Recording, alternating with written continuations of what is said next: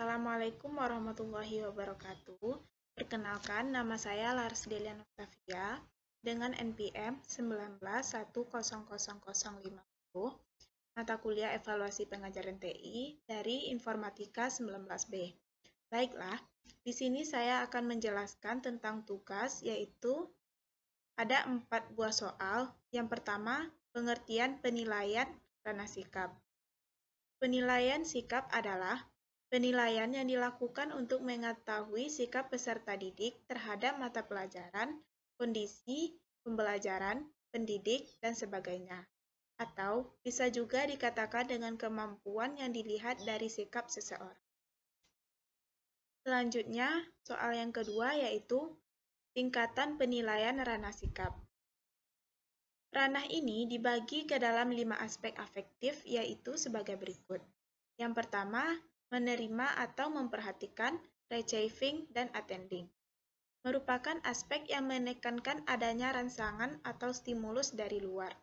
Rangsangan itu bisa berupa masalah, situasi, atau gejala lain.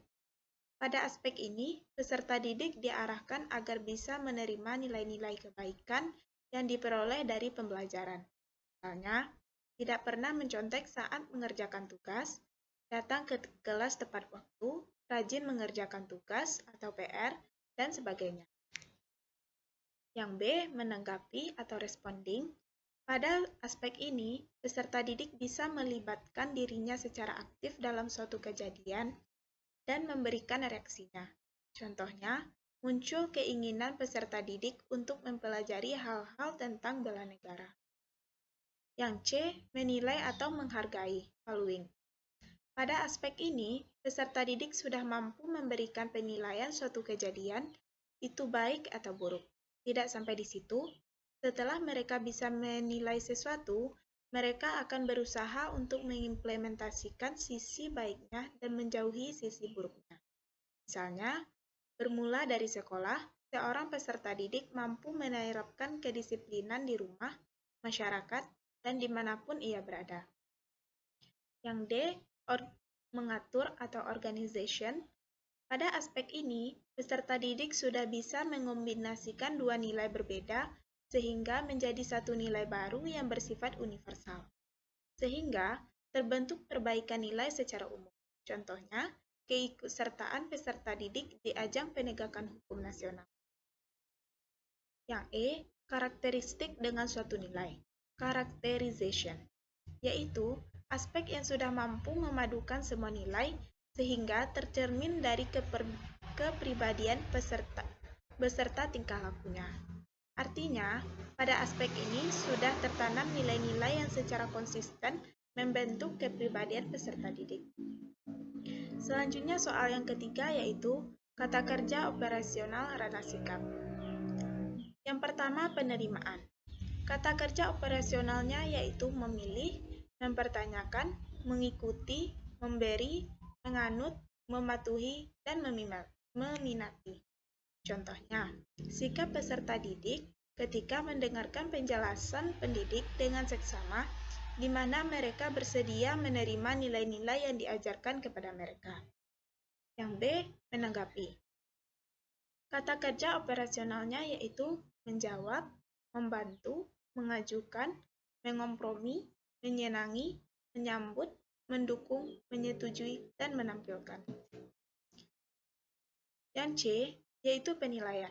Kata kerja operasionalnya yaitu mengasumsikan, meyakini, melengkapi, meyakinkan, memperjelas, memperkarsai, mengundang, dan menggabungkan.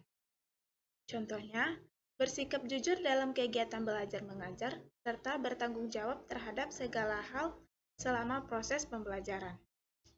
Yang E, mengelola.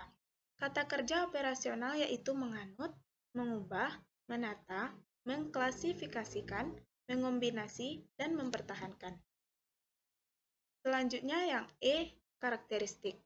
Kata kerja operasionalnya yaitu mengubah perilaku, berakhlak mulia, mempengaruhi, mendengarkan, mengkualifikasi, melayani, menunjukkan, membuktikan, dan memecahkan.